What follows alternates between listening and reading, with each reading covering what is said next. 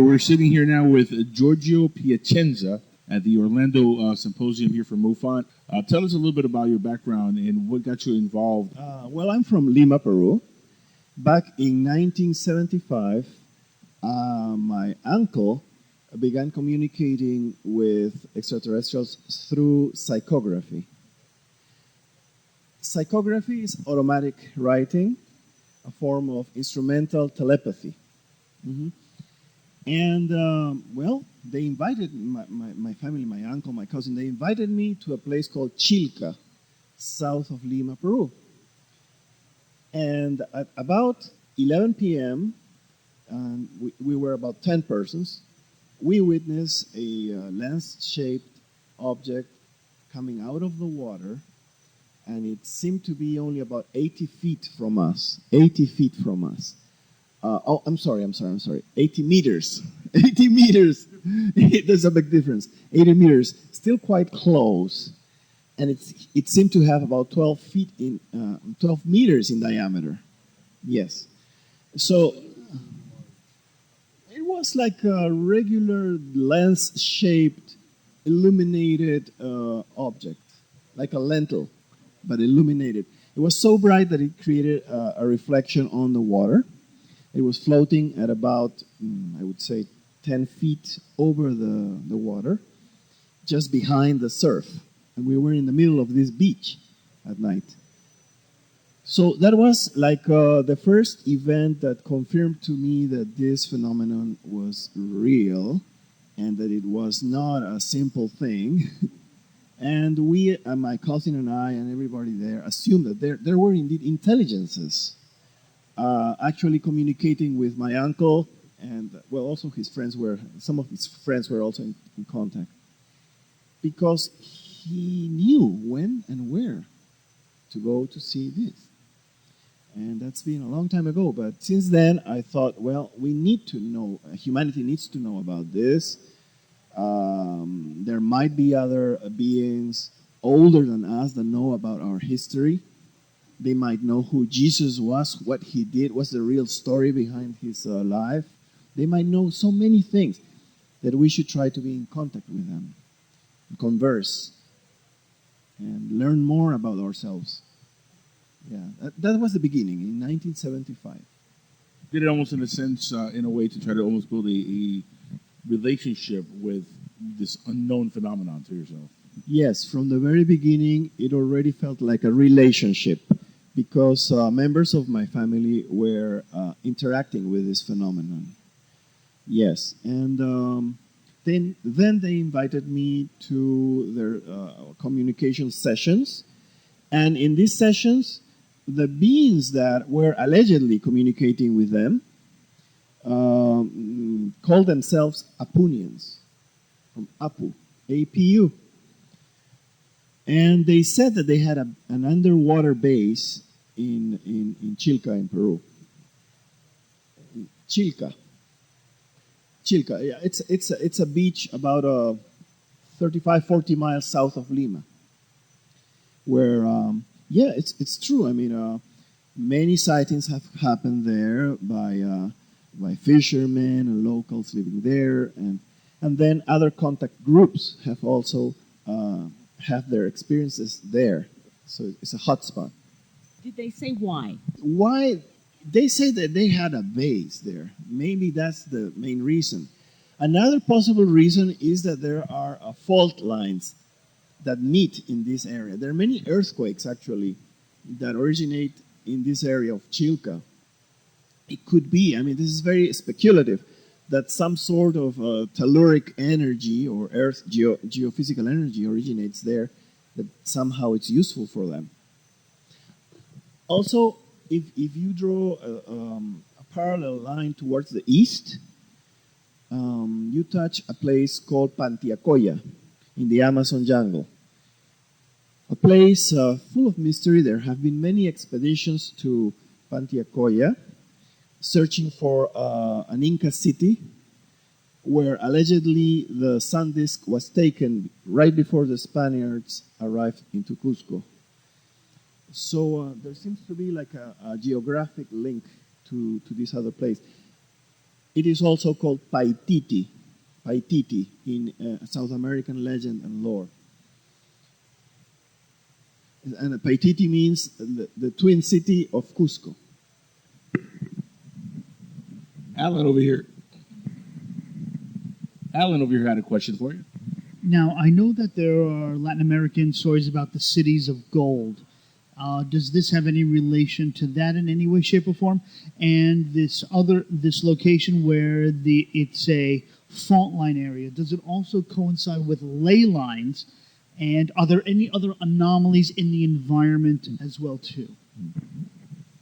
Those are very intelligent questions because yes, there are strange things in this place called Chilca. For example, horticulture in Peru is said to have originated in Chilca about 7,000 years ago. In Chilca, you have a very little town, sleepy town, right? But you also have like 3 healing lagoons that the Incas used to take baths in. 3 lagoons. And there is a stepped pyramid. Above the beach, there's a hill, and on that, there's a stepped pyramid. Besides that, there are caves inside that hill. You can go into those caves from the ocean, from the Pacific Ocean, into the caves, into the hill. So there are all these things going on. And the place itself seems to be a very little sleepy town with nothing special. But when you start adding up all that, the origins of our horticulture in Peru, and the caves and the pyramids, what's going on here, you know? So I don't know about the ley lines, but there are many sightings over there. Yeah. Now, you're talking about the healing waters. Even though they say Florida is supposed to be where Ponce de Leon found the Fountain of Youth, could there be any correlation with that as what kind of healing powers supposedly did the waters have? My grandparents used to go to these lagoons. I used to go occasionally when I was little. In the summer, the place is filled with tourists that stay there for a few days in order to be healed. And there are some legends even surrounding some of the lagoons. There's a magic lagoon. There is the lagoon for children, for having children, for ladies go there to get pregnant. And there's a big general healing lagoon for any other case, any other situation. Yeah. So I don't know much about it. I mean, I'm just telling you what I know. Do you think that some of these beings that have been interacting with us, especially in Peru, do you think that these are the ones that have been mistaken for gods in the past? Like ancient aliens, talk about the gods that came from the heavens. You think these were the gods that kind of like not only seeded Earth's life as we know it, but maybe enhanced our life or engineered, what we have today? Well, yes. I have a couple of friends that can tell you a story about these. The Apunians are occasionally, apparently, they land in the most isolated villages. Not in Chilca, but in the mountains further north, in a place called Ancash.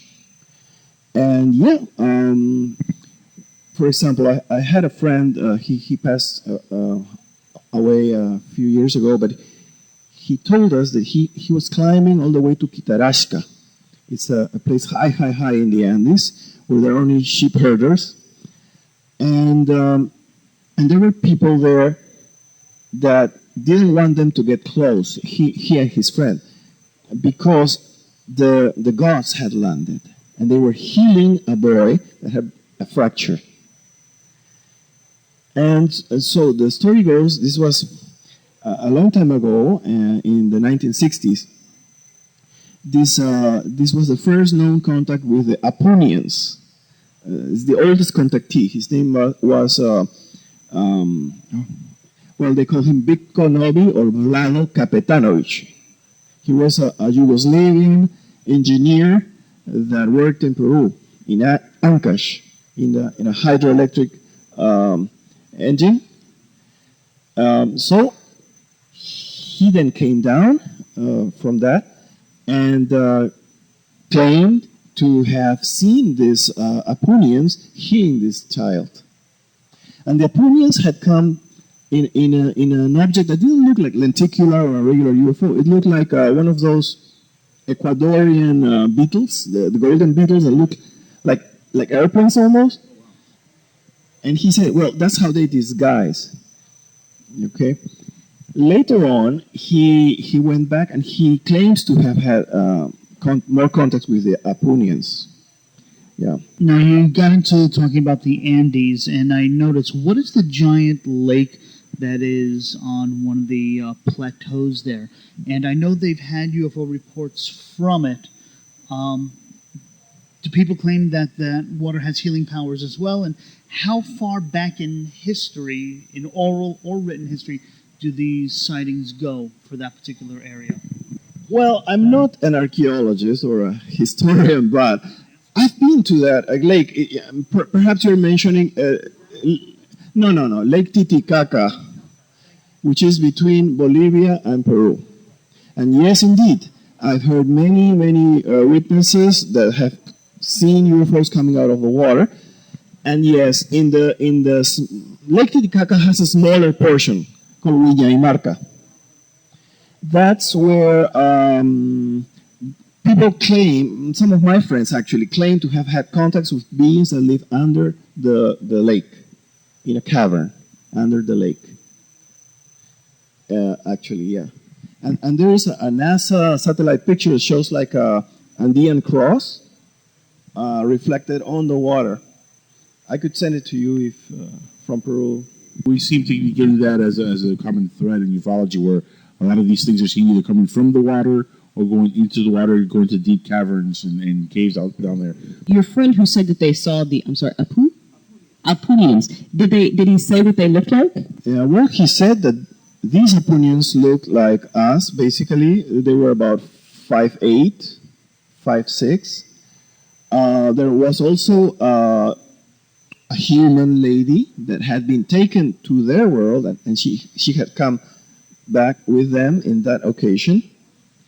Now, the Apunians, completely willingly. There are very few abduction cases and situations in Peru. There are some, but not as many as here in the U.S. So it's all voluntary. It's all very communicative. The problem always seems to be the human mind doesn't want to believe. The human mind feels contradicted, or it feels afraid. In this case, my friend Vlado Kapitanovich, he thought that these were spies from another country and, cursed them. Hey, go tell those stories to your grandmother. Get out of here. Until he found out that because of how they flew, what they were doing with the child who was healed, that they were not spies. Yeah. Well, and these Apunians, because there are other varieties as far as I know, these Apunians, their shoulders were a little lower like this, not big shouldered. And I think he said that, the earlobes were a little longer, if I'm not mistaken. Otherwise, they were human. With all the humans from less developed cultures across the world are known to do everything from cranial skull stretching to having elongating and putting those giant rings in their ears to elongate their earlobes and things like that. Is it possible that these people have done that, or whether it's through evolution and they are just another offshoot of Homo sapien, or are they truly from somewhere else? Yes. No, but I went to the Paracas History Museum that Brian Foster went several times, and I'm very doubtful about his claims of the genetic tests, because he has not revealed the name of the geneticist, and that makes it still unscientific. Now, after looking at the 30 or 40 craniums and holding them and being very close to them, they're not as large as they look in the pictures. In the pictures, you can make them look large. Okay. Yes, there were one or two or a few that had about 1,800 cubic centimeters of volume, which is still within the normal human range. Most were smaller in that sense. I think that these were created by compression, but that probably they were trying to imitate other beings. That's the key. Now, some of these remnants might have a strange or foreign genetic material, perhaps. No, it has not been proven to have. What it should be proven. Weeks ago, there was an article that came out from a scientific study from Stanford University, I believe, and two other universities. They didn't know what they were analyzing. They were not told it was the Parcas skulls, and some of them did have significant genetic anomalies that showed that they could not be interbred with humanity. Well, I'm not aware of that study of 3 weeks ago.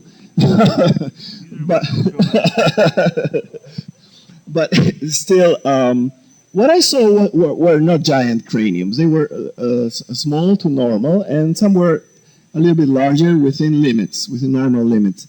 Now, from what I knew is that Brian Foster had not provided the name of the geneticist that did the test, but it could be, I don't know. It's all under research. There might be some hybridization, perhaps, I don't know. Interestingly, we should look at the Paracas people very closely, because when we speak about the Nazca lines, the Nazca culture came after the Paracas. And some of those earliest of the designs on the plain, on the desert, were Paracas. In this Paracas History Museum, there is one of these figures that is also reproduced on the ground in Nazca. So Paracas seems to have been an earlier phase that later perhaps blended a little bit with the Nazca people. And they might have had other experiences that the Nazca didn't have. I don't know. Just to kind of keep it going here now, you now also work with the Free organization, who we at Skywatchers are familiar with. Kind of no surprise there given your history. So can you tell us a little bit about them and why you decided to get involved with that particular organization and not MUFON, for example? Well, I've been a member of MUFON since 2000, anyhow. But what happens is that I started writing essays about exopolitics and philosophy and physics. And Rainerio Hernandez, somebody told him about me, and he contacted me. And I said, why not, collaborate. Well, Free has this very interesting project, a grassroots project. You see, what we're trying to get is data of what people say about their own encounter experiences. Not what we read in books or what we filter out or filter in or what we would like things to be. So that's what attracted me to Free. It is a big, we are conducting a big survey, okay, but not following a specific doctrine, like these are all abductions, these are all evil, these are all good, these are all benevolent space brothers. We just take the data that people claim neutrally, and finally we will produce a statistical analysis. Thank you. Yeah. So that's it. That's the main thing. Then the other purposes of Free also were amenable to me because it has to do with physics and the nature of contact, a little bit, with metaphysics as well, which I like very much. And I would like, to contribute on that. Because if thousands or millions of people are describing encounter experiences, what does that mean? What does that mean in terms of epistemology, metaphysics, religion, etc.? So and physics also. So and there are several physicists collaborating with Free, that want to understand how would civilization from another distant world appear here in our world, or come here. How do they overcome space-time? And you cannot do philosophy today without also exploring the latest physics. Dr. Stephen Hawking's statement that it would be dangerous for us to try to contact aliens because of what happened with Native Americans many years ago could happen again on a massive scale if they came down to Earth. Because from what I'm hearing, it's a very peaceful transaction compared to some other cases we've heard here, where it seems a little bit more negative. Some of them, some positive. But do you think his statement holds any water? We have our pet hypothesis, and we go overboard. We think dichotomously, and we shouldn't. This is a very complex phenomenon. There might be all kinds of aliens, some friendlier than others, some in need, some more advanced in some ways and less advanced in others. And this is from what experiencers tell us, right? And from what contactees tell us, and have been telling us for many years, 60 years at least. So, yeah, it's a complex situation, and we must learn to think without just emphasizing our pet theories. And just get the overview, compare all the data. Besides, if the one was dead, they would have done it by now, right? Well, it depends. It depends also, because because if it's not one single group, maybe there might be a balance of power among different groups. So one group doesn't allow another one to interfere with his plans. You see. And there's a special control, a mutual control. There might be that situation. I mean, we've fired on UFOs before. We've absolutely done that. When a fighter jet has gone up and not just decided that we've been the typical American. So I mean, and we haven't, not that we know of anyway, haven't had any repercussions from that. So I mean, you're right. I mean, if you can come this far, you can have an underwater base or that sort of thing. The odds are that our bullets are going to take your ship down are probably slim to none. So if they were going to, we'd be gone. If they can block micrometeors and microasteroids, I don't think bullets are going to have an effect. Yes, and that's a very interesting comment, because while I was civilian advisor to the Peruvian Air Force, we had it's a public case now. There was an intercept of a UFO that was hovering above an Air Force base in Peru at about 6:30 a.m. when about 1,800 military personnel were forming outside before starting the day, and they all saw, or most of them at least, saw this UFO hovering above the landing strip. So Commander Santa Maria, who was a good shot, he was sent to intercept this UFO and shoot at it. Because from a military standpoint, no object should be flying in restricted airspace without permission. So he approached, and everybody was watching, and it was daytime already, and he approached and shot at this thing, which looked like a light bulb on top with a round metallic circle underneath. And he shot about 64 obus. Actually, it's like an old light bulb with a round platform underneath. Yes, a silvery platform underneath. And he shot it at close range. And he says that the thing just absorbed it. Something like a marshmallow. Nothing happened to it. With 64 bullets the size of a large Coca-Cola bottle.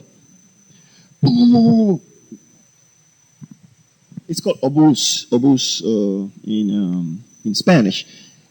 So then he turned around and he climbed, and he started coming down, descending on the object to shoot it from above. And the object just slid out of the way. And then he turned around with his afterburners and all and tried to reach him from the side. And when he was next to it, the object climbed up maybe like a mile. And then he tried once more, and the object just zoomed away again. He ran out of fuel because he was using the afterburners all the time. So he decided to return to base and all that. At that time, there were Russian military advisors in Peru. It was 1980. Okay, but it still is the best documented case with most witnesses and officially accepted by the Peruvian Air Force. It's no secret. It was confidential back then until the year 2000, more or less. But it's no secret anymore.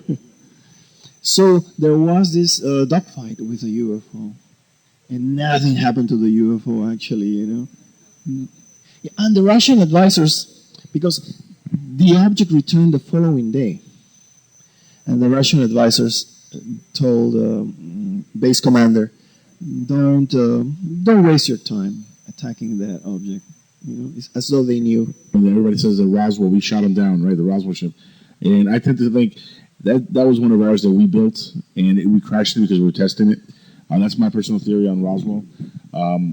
If their ships are so much more advanced, they can come from another light system, like galaxy, wherever, to Earth.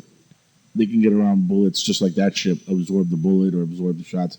I'm pretty sure that there's no way we can shoot one of these things down, with our current knowledge and technology that we have. Maybe our black budget stuff, stuff they don't tell us about, maybe there's something there, but there's rumors about radar being able to knock them off course. I think if you're a being from another star system, you can get around radar pretty easily. I'm pretty sure that's not going to be much of a problem. It almost like let me hover over this base and see what kind of a response I'm going to get. Instead of saying hi, we're like, go shoot it. That's a great first impression. We make the most amazing first impression. Oh, God. Just everywhere. God, no wonder we're never going to see them because they show up, we shoot at them. My question to you is, with the free data that you guys are getting, have you found any kind of correlation between alien species and aircraft and the kind of aircraft that they fly? Because I know you guys are getting in a lot of data. So with these eyewitness testimonies, do the Apu always drive the lens-shaped ones that come out of the ocean? Or, how does that work? That's a great question. Still, we have not tabulated all the questions with each other. There are too many factors. It's like the first survey is about 300 questions. The second one is comparable, and the third one. So, but that's a very important. It would be interesting to find out. Yeah, well, we haven't done it yet. We haven't done it. That's in the works. It takes a long time, though. You guys are still collecting data. So do you have a cutoff point, or is this just going to be an ongoing thing? You're going to keep it going until you just don't get it anymore? Well, thus far, Rainario has decided December the 1st to be the cutoff point for the first 3 phases, which are the surveys, the written service answers. And the 4th phase will be interviews, personal interviews.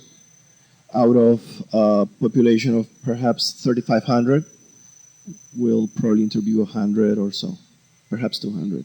But we need volunteers. We need help for this. It's a lot of work. Yeah. Thank you so much for participating here on Skywatchers with us and giving us some of your time here. And, it was fascinating talking to you. And hopefully we can have you on the show on a full-time basis. Come out and do one of the episodes with us. We'd love to have you on for a full hour interview. Okay, Angel. Thank you very much for this opportunity, too. But if we can communicate from Peru with my computer, we could do it. Thank you.